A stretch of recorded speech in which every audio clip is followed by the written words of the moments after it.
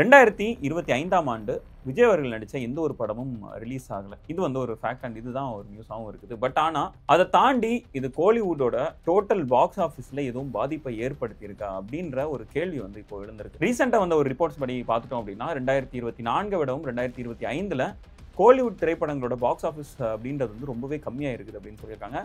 முதல் 10 மாதங்கள்ல பாக்ஸ் ஆஃபிஸ்ல அதாவது கோலிவுட் வந்து இந்த வருஷம் கலெக்ட் பண்ணதை விடவும் போன வருஷம் ஒரு 400 கோடி அதிகமாக கலெக்ட் பண்ணியிருக்கு அப்படின்ற ஒரு விஷயத்த சொல்லியிருக்காங்க. கோயின்சிடென்ஸா என்னன்னு தெரியல. கோட் திரைப்படத்தோடைய டோட்டல் பாக்ஸ் ஆஃபிஸ் கலெக்ஷன் அப்படின்றது வந்து 440 கோடி. ஒருவேளை கோட் திரைப்படம் இந்த ஆண்டு ரிலீஸ் ஆகியிருந்தது அப்படின்னா, இந்த ஆண்டு அந்த கோட் திரைப்படத்துக்கு கிடைச்ச அது ஒரு வரவேற்பு மாதிரி இந்த வருஷமும் ஒரு விஜய் அவர்களுடைய படம் ரிலீஸ் ஆயிருந்தது அப்படின்னா, இந்த ஒரு லாஸ் வந்து அவங்க ஈடுகட்டி இருப்பாங்களோ அப்படின்ற ஒரு கேள்வி தான் இப்போ எழுந்திருக்குது. ஸோ இது வந்து ஒரு பெரிய டிபேட்டையும் கிரியேட் பண்ணியிருக்கு அப்படின்ற மாதிரி சொல்லலாம். என்னன்னா, ஒருவேளை விஜய் அவர்கள் வந்து இப்போ அடுத்த வருஷம் ஜனவரி 9ஆம் தேதி அவருடைய ஜனநாயகன் திரைப்படம் ரிலீஸ் ஆகுது. அதுக்கப்புறம் அவர் எந்த ஒரு படமும் நடிக்க மாட்டார் அப்படின்ற ஒரு விஷயத்த சொல்லிட்டாங்க. ஸோ அவர் விட்டு போற வாய்ட் அப்படின்றது வந்து ரொம்ப ஒரு பெரிய வாய்டா தான் இருக்கும் அப்படின்றத மறுக்கிறதுக்கு கிடையாது. பட் ஆனா அதை தாண்டி இங்கே சிவகார்த்திகேயன் மாதிரியான நடிகர்களோ, தனுஷ் அவர்களுமே என்னன்னா பேக் டு பேக் 100 crore படங்கள் கொடுத்துருக்காரு. பிரதீப் ரங்கநாதன் மாதிரியான ஒரு வளர்ந்து வர ஒரு ஹீரோவுமே ஒரு ஹேட்ரிக் ஹிட்டை கொடுத்துருக்காரு. அப்படின்னும் போது அவர் விட்டு செல்ற இடத்த இங்க நிரப்புறதுக்கு ஆட்கள் இருக்காங்க அப்படின்ற ஒரு கருத்து வந்து இருந்ததை நம்மளால பார்க்க முடிஞ்சது. அதுவும் இல்லாம ரஜினி அவர்கள் வந்து இப்போ மறுபடியும் ஒரு பயங்கரமான இன்னொரு இன்னிங்ஸ் எடுத்திருக்காங்க, இன்னொரு அவதாரம் எடுத்திருக்காங்க. அவர் வந்து நின்னாலே போதும் 500 கோடி வரைக்கும் வசூல் கிடைக்கும் அப்படின்ற ரேஞ்சில் அவர் இருக்காரு அப்படின்ற ஒரு பேச்சும் இருக்குது. On the other hand Ajith அவர்கள் பார்த்துட்டோம் அப்படின்னா எத்திக்கலான படங்கள் மட்டும் தான் எடுத்துட்டு இருப்பேன் அப்படின்னு சொல்ல விட்டுட்டு இப்போ குட் பேட் அக்லி மாதிரி ஒரு out and out proper commercial படத்தையும் அவர் எடுக்கிறதுக்கு இப்போ ரெடியாக இருக்காரு. ஸோ அதனால இந்த எல்லா ஹீரோஸும் இப்போ ஒரு அவங்களோட பீக் ஆஃப் தேர் ஸ்டார்டம்ல இருக்காங்க. அப்போ டெஃபினட்டாக விஜய் விட்டு போகிற அந்த வாய்டை வந்து எப்படியாச்சும் ஃபில் பண்ணிடுவாங்க அப்படின்ற ஒரு கருத்து இருந்து. ஆனா இப்போ இந்த ரிப்போர்ட்ஸ் அப்படின்றது வந்து ஒருவேளை விஜய் விட்டு செல்ற அந்த வாய்டை வந்து யாராலையும் இன்னும் நிரப்புறதுக்கு யாராலையும் முடியலையா அப்படின்ற ஒரு கேள்வி எழுந்திருக்குது. இன்னும் சொல்ல போனோம் அப்படின்னா போன வருஷம் பிரதீப் ரங்கநாதன் நடிப்பில் எந்த ஒரு படமும் ரிலீஸ் ஆகல. இந்த வருஷம் பார்த்தோம்னா பிரதீப் ரங்கநாதனுடைய படங்கள் மட்டுமே கிட்டத்தட்ட 260 கோடி வரைக்கும் வசூல் பண்ணியிருக்கு. டிராகன் ஒரு 150 கோடியும், டூட் திரைப்படம் ஒரு 110 கோடியும் வசூல் பண்ணியிருக்கு. அதே மாதிரி டூரிஸ்ட் ஃபேமிலி மாதிரியான ஒரு படங்கள் வந்து போன வருஷம் வரல. இந்த வருஷம் அது வந்து கிட்டத்தட்ட அது ஒரு 90 கோடி பூஸ்ட் கொடுத்துருக்கு. போன வருஷம் அஜித் அவர்களுடைய படங்கள் எதுவுமே வரல. இந்த வருஷம் அஜித் அவர்கள் நடிச்ச 2 படம் ரிலீஸ் ஆயிருக்கு. 2மே நல்லா ஓரளவு பாக்ஸ் ஆஃபீஸில் ஒரு 100+ crores கலெக்ட் பண்ணியிருக்கு. கிட்டத்தட்ட இந்த 2 படத்துடைய வசூலை மட்டும் சேர்த்து பார்த்துட்டோம் அப்படின்னா அது மட்டுமே கிட்டத்தட்ட 350 360 கோடி வரைக்கும் போகுது. இப்படி இருக்கும்போது போன வருஷத்தை விடவும் இந்த வருஷம் மற்ற படங்கள்லாம் நல்லா தானே வசூல் பண்ணியிருக்கு. அப்படி எதுக்கு இந்த வசூல் டோட்டல் வசூல் அப்படின்றது குறைஞ்சிருக்கு அப்படின்ற ஒரு கேள்வியும் எழுது. அதே மாதிரி ரஜினி அவர்கள் நடித்த படத்தை பார்த்தோம் அப்படின்னா போன வருஷம் வந்த வேட்டையனை விடவும் இந்த வருஷம் கூலி வந்து வசூல் ரீதியாக மிகப்பெரிய லெவலில் ஹிட் தான் கொடுத்துருக்கு. பட் இருந்தாலும் எந்த இடத்துல இந்த கால்குலேஷன் அப்படின்றது மிஸ் ஆகுது அப்படின்றத நம்ம ஃபர்ஸ்ட் பார்த்துக்கலாம். ஃபர்ஸ்ட் போன வருஷம் படங்களும் இந்த வருஷத்தோட டாப் 5 படங்களும் என்னென்ன அப்படின்றத பார்த்துக்கலாம். முதல்ல 2024ல் பிக்கஸ்ட் ஹிட் அப்படின்னா கோட் தான் இருக்குது. கிட்டத்தட்ட 440 கோடி வரைக்கும் அந்த படத்தோடைய பாக்ஸ் ஆஃபீஸ் வசூல் அப்படின்றது இருந்தது. இந்த வருஷம் கூலி திரைப்படம் இருக்குது. அதோடைய பாக்ஸ் ஆஃபீஸ் வசூல் என்ன அப்படின்னு பார்த்துட்டோம் அப்படின்னா 500 கோடி வரைக்கும் இருக்குது. ஸோ டாப்பில் இருக்கிற பாக்ஸ் ஆஃபீஸ் லிஸ்ட் படி பார்த்தோம்னா 2025 அப்படின்றது ஒரு 60 கோடி லீடு வந்து வச்சிருக்கு அப்படின்ற மாதிரி சொல்லலாம். பட் இதுக்கு அப்புறம் தான் அந்த 2024 அப்படின்றது வந்து ஒரு சின்ன ஒரு டிஃப்ரென்ஸாக மேக் பண்ணுது அப்படின்ற மாதிரி பார்க்கலாம். 2024 செகண்ட் பிக்கெஸ்ட் படம் அப்படின்னா அது வந்து அமரன் திரைப்படமாக இருக்குது. பலரும் எதிர்பார்க்காத ஒரு ஹிட் வந்து அமரன் திரைப்படம் கொடுத்துச்சு. கிட்டத்தட்ட 350 கோடி வரைக்கும் அதோடைய வசூல் அப்படின்றது இருந்தது. அதே இது 2025ல் 2வது பிக்கெஸ்ட் படம் அப்படின்னு பார்த்துட்டோம் அப்படின்னா அது குட் பேட் அக்லி இருக்குது. அது 220 கோடி தான் வசூல் பண்ணிச்சு. ஸோ இங்கேயே கிட்டத்தட்ட ஒரு 110லேருந்து 120 கோடி வரைக்கும் இந்த ஒரு பெரிய டெஃபிசிட் அப்படின்றது 2025க்கு இருக்குது. அடுத்தது அங்கே வேட்டையன் திரைப்படம் முன்னாடி சொன்ன மாதிரி அது 250 கோடி வசூல் செஞ்சிருந்தது. இங்கே டிராகன் 150 கோடி தான் வசூல் பண்ணியிருக்கு. ஸோ இங்கே இன்னொரு 100 crore டெஃபிசிட் வருது. அங்கே 4வது இடத்துல இருக்கிறது 2024ல் மகாராஜா இருக்குது. அது 190 வரைக்கும் வசூல் பண்ணிச்சு. இங்கே 4வது இடத்துல 2025ல் 4வது இடத்துல இருக்கிறது விடாமுயற்சி 130 கோடி தான் அதாக இருக்குது. ஸோ இப்படி இருக்கும்போது இங்கேயும் ஒரு 60 கோடி வரைக்கும் கிட்டத்தட்ட ஒரு டெஃபிசிட் அப்படின்றது இருக்குது. முதல் டாப் படம் அப்படின்னு பார்த்துட்டோம் அப்படின்னா கூலி வர்சஸ் கோட் அப்படின்னு பார்த்துட்டோம்னா கூலியோட வசூல் வந்து அதிகமாக இருந்தாலும் அதுக்கு அடுத்தபடியாக வர்ற எல்லா படங்களும் ஒரு மிகப்பெரிய லெவலில் டெஃபிசிட் அப்படின்னா 2025ல் வந்து நம்மளால் பார்க்க முடியுது. இதுக்கு ஒரு மிக முக்கியமான காரணம் என்னன்னா 2024ல் வந்து அந்த மிட் ரேஞ்ச் படங்கள் எல்லாமே கொஞ்சம் ஓவர் அச்சீவ் பண்ணியிருக்காங்க அப்படின்ற மாதிரி தான் நம்ம சொல்லுவோம். குறிப்பாக அந்த ஃபர்ஸ்ட் 5ல் வந்து ஸ்பெஷலாக நிறைய பேருக்கு சர்ப்ரைஸ் கொடுத்த ஒரு படம் அப்படின்னா அமரன் திரைப்படம். அமரன் திரைப்படத்துக்கு நிகரான 2025ல் வந்த ஒரு படம் அப்படின்னா அது நம்ம மதராசி எடுத்துக்கலாம். மதராசி வந்து சிவகார்த்திகேயன் நடித்த ஒரு திரைப்படம். அதுவும் ஒரு பயங்கர கமர்ஷியல் படமாக இருக்கும் அப்படின்றத சொல்லியிருந்தாங்க. அமரன் திரைப்படம் எப்படி 330 கோடி வரைக்கும் வசூல் செஞ்சதோ, மதராசி அந்த அதர் ஹேண்ட் அந்த அளவுக்கு வசூல் செஞ்சதான்னு கேட்டோம்னா அன்ஃபார்ச்சுனேட்லி இல்லை. மதராசி வந்து 100 கோடி தான் வசூல் பண்ணிச்சு.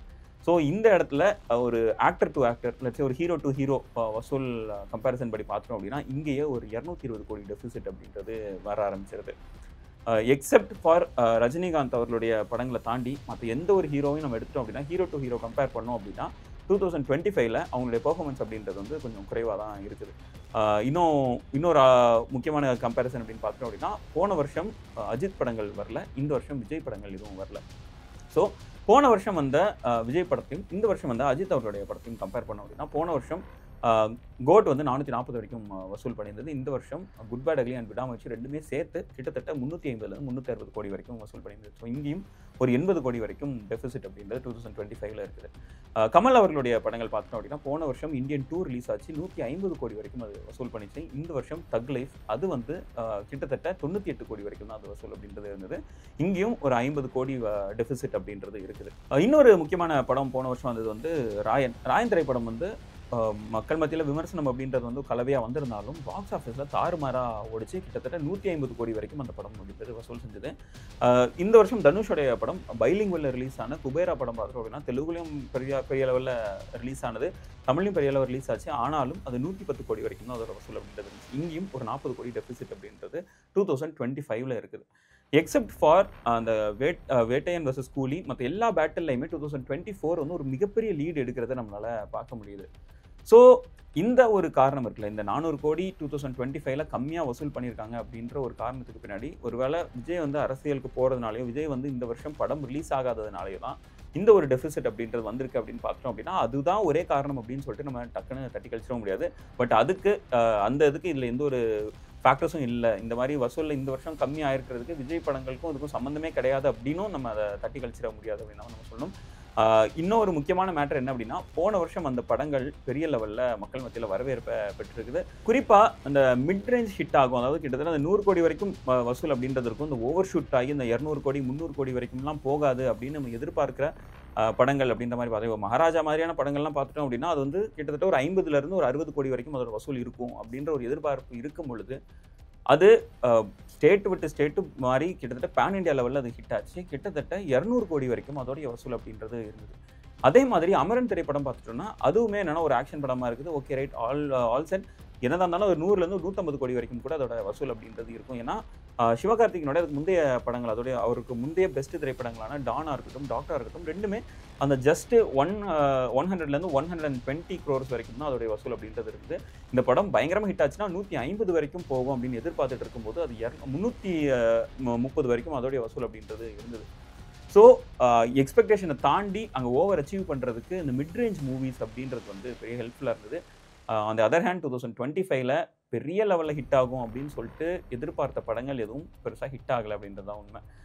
கூலி திரைப்படம் வந்து 500 கோடி வசூல் பண்ணியிருந்தாலும் அது மீது வைக்கப்பட்ட எக்ஸ்பெக்டேஷனை பூர்த்தி பண்ணியிருந்தேன்னா அது 700லேருந்து 800 crores வரைக்கும் கூட போயிருக்கக்கூடிய ஒரு படமாக தான் இருந்தது. இன்னும் சொல்ல போனோம் அப்படின்னா அது 1000 கோடி வரைக்கும் வசூல் செய்யும் அப்படின்னு நிறைய பேர் எழுதுனதையும் நம்மளால் பார்க்க முடியுது.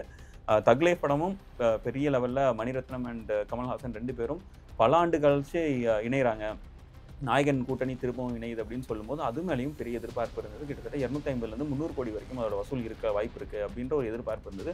இன்னும் சொல்ல போனோம் அப்படின்னா விக்ரம் மாதிரியான ஒரு படத்தை ஹிட்டு கொடுத்த கமல்ஹாசனும் பொன்னியின் செல்வன் 1 and 2 எடுத்திருக்கிற அவங்களுமே அந்த பாக்ஸ் ஆஃபீஸ் ரீதியாக கிட்டத்தட்ட 300லேருந்து 500 கோடி வரைக்கும் வசூல் செஞ்ச படங்கள் அப்படின்னும் போது 2 பேரும் இப்போ அவங்களோட ஸ்டார்டமில் ஒரு உச்சத்தில் இருக்காங்க அப்படின்ற மாதிரி கூட நம்ம சொல்லலாம். அந்த ஸ்டார்டம் அந்த ஒரு பாக்ஸ் ஆஃபீஸ்க்குள்ளே மறுபடியும் இல்லை மேஜிக் இங்கே மறுபடியும் கொடுத்துருந்தாங்க அப்படின்னா கிட்டத்தட்ட ஒரு 500 கோடியிலேருந்து இந்த படமும் வசூல் செஞ்சுருக்கோம். ஆனால் அது வந்து 100 கோடி கூட தொடலை அப்படின்றது ஒரு மிகப்பெரிய ஏமாற்றமாக இருக்குது. விடாமுயற்சி அந்த அதர் ஹேண்ட் அதுவுமே ஒரு 200லேருந்து 250 வரைக்கும் எதிர்பார்த்தது, ஆனால் ஒரு 150 கூட அதை டச் பண்ணல அப்படின்றதும் ஒரு மிகப்பெரிய ஏமாற்றமாக தான் இருக்குது. இங்கேயும் அந்த மிட்ரேஞ்ச் படங்கள் தான் தமிழ் சினிமா வந்து லைட்டாக காப்பாற்றிருக்கு அப்படின்ற மாதிரி சொல்லலாம். இன்னும் சொல்ல போனோம் அப்படின்னா டூரிஸ்ட் ஃபேமிலி மாதிரியான படங்கள் வந்து கிட்டத்தட்ட 20லேருந்து 30 கோடி வரைக்கும் அதோட வசூல் இருக்கும் அப்படின்னு எதிர்பார்த்துட்டு இருந்த நிலையில் அது 90 கோடியிலேருந்து 100 கோடி வரைக்கும் அதோட வசூல் அப்படின்றது இருந்தது. Dragon on the other hand டெஃபினட்டாக அது வந்து பிரதீப் ரங்கநாதனோட செகண்ட் படமாக இருக்குது அப்படின் போது லவ் டுடேயில் கிடைச்ச மேஜிக் வந்து இங்கே கிடைக்குமா அப்படின்ற ஒரு டவுட்டும் இருந்தது.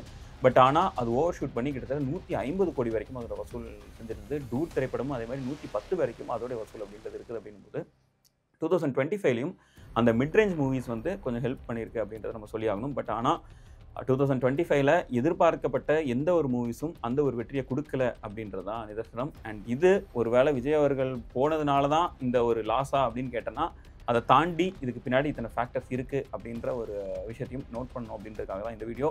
இதை குறித்து உங்களோட கருத்து என்னன்றதை கீழே கமெண்ட் பண்ணுங்கள். நெக்ஸ்ட் வீடியோவில் மீட் பண்ணுவோம்.